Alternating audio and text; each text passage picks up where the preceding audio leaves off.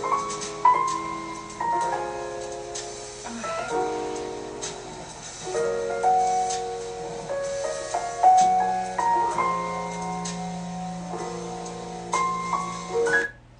guys, let's get started.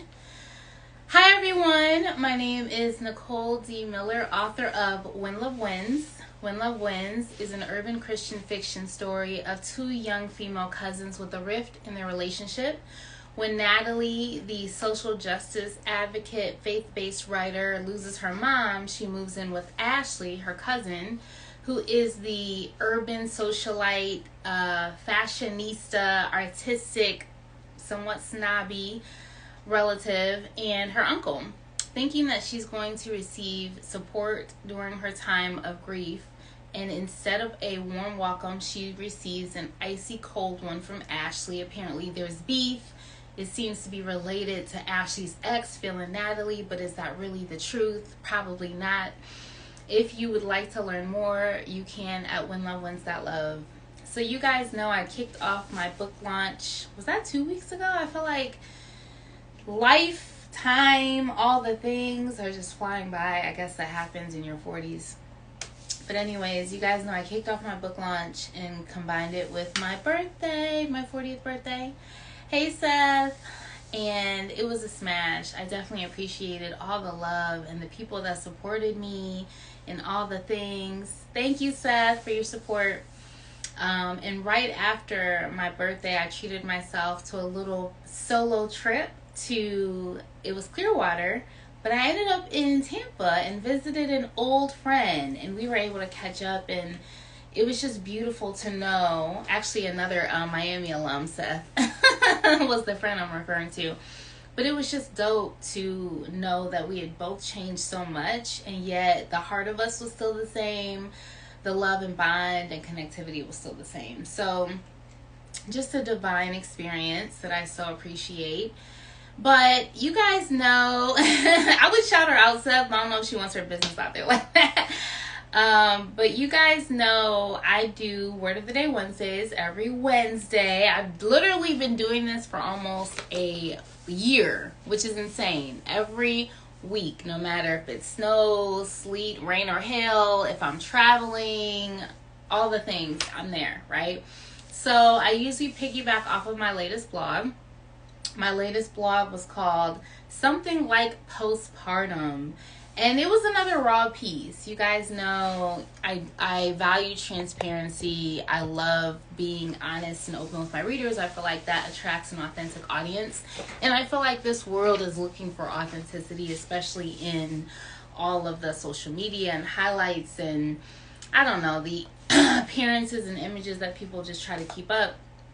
So in this post, I really just wanted to share how I struggled after my book launch. I struggled after this huge accomplishment. I had been working on this novel for 2 years. I spent like a year just editing the novel. I spent 9 months planning for this big launch, the virtual launch. I recruited a team. I did photography.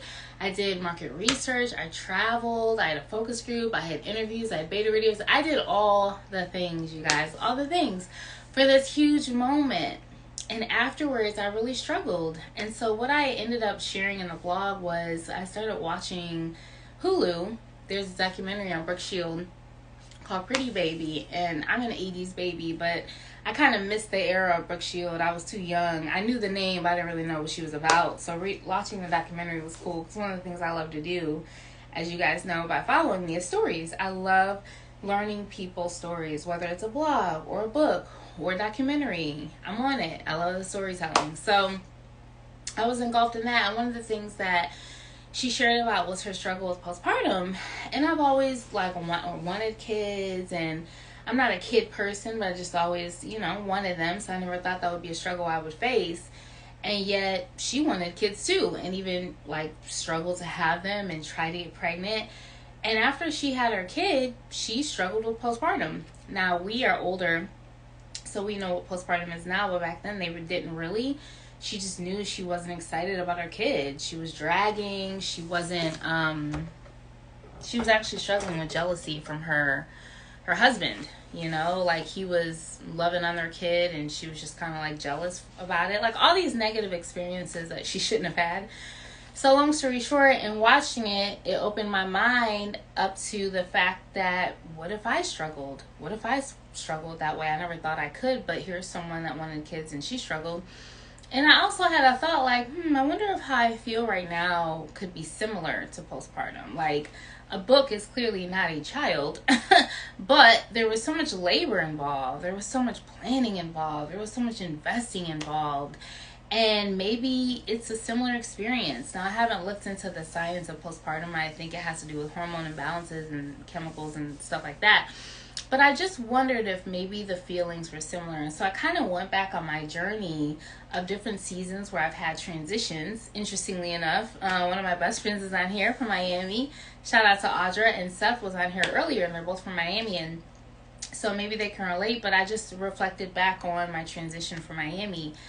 And I came from this like brutally intense season, and I didn't realize it at the time. It's only in hindsight when I like write about it and think about it, I'm like, oh damn, like that was a lot. And then I went into downtime and I was just like, what does my life mean? Like, what is my purpose? Who am I? Especially because I didn't have a job and I really found my identity in working. And so that's been an ongoing thing. But when I reflected back on that season and I think about these other seasons where it was just kind of like intense, and then just like nothing or whatever, how I respond to those times. And because I've been through the seasons enough, I recognize it. It's like, oh, you're supposed to be resting and replenishing because you put out so much, and that's definitely not similar to new mothers, because new mothers have to go even more after the child is born. So I'm grateful for that, but it is a little off-putting for me because of my personality type to be a mover and a shaker. So I talk about those things in something like postpartum, and just kind of just reflecting on this whole 2.5-year project that it's not even over. That's the thing. It's like, honestly, that was just one leg of the race, and I knew it would be. Like, I knew I just had to get to that point of my dream, and that there was just going to be so much more. But what I didn't expect was the lack of motivation. That's what surprised me. I just felt whooped. I'm still trying to like get back in my flow. I know that me taking that week off for my birthday was vital. I had no idea like how I was going to feel emotionally, turning 40 and finishing this book project and getting to this point. But it was definitely a spiritual move that I made that trip. And so, yeah, I'm still just trying to get back into it, but being sensitive to my body and Holy Spirit as to what I'm supposed to be doing, because I don't have the capacity and drive that I've had for 2.5 years. I've had this crazy drive, and now I'm just kind of like, I'm tired, but I can't afford to be too tired because I still have to do stuff. So that's all. I basically just shared that in something like postpartum. If you want, you can check it out at NicoleDMiller.com. I would love to hear if you have any similar experiences. You can comment below. If you know anyone that has a similar experience, you can forward my post. Please like, save, share, and subscribe. Please check out the book When Love Wins at whenlovewins.love. Please order from my website instead of Amazon. I get more of a profit that way. But if you do, regardless of how you order, you can still put up a review on Amazon. So one of the things that I'm so appreciative of are the people that are putting up reviews. I'm giving them shout outs on social media. That really helps me get the word out, and Amazon will market your book as a best-selling author or a best-selling book if you are able to get enough reviews. So I think that's all I have. Oh, I do have an event coming up. So April 29th at Motif Cafe. It's Black owned, it's chic, it's cute. I'm super excited. I'll be doing a reading. That's a Saturday from 4 to 5. So I do have RSVP free Eventbrite tickets. Just as a reminder, there's no cost, but you can go on my link tree on my Instagram page at HTOHB, or you can go on Eventbrite and look up When Love Wins reading. So it should pop up, and I would love for you guys to attend that. I have an event May 6th called Author, and it's going to be held at Fix Cafe in Midtown, and I'm excited about this because I had partnered with Jackie, who's the owner of Fix Cafe. We partnered together years ago when I released my second book, How to Overcome Heartbreak, Stories That Heal. And I actually did my book launch at her cafe, but she was in a different location. So this is really dope that full circle, like 4 or 5 years later. No, this is longer because I was 2015. 8 years later, I'm doing the same thing, but now I've like grown into being a novelist and get to connect with her, and she's still opening spaces for authors in Cleveland. So definitely check out those events. All right, guys. Thank you, Mrs. Carol, for commenting. I will see you guys next week. Talk to you later.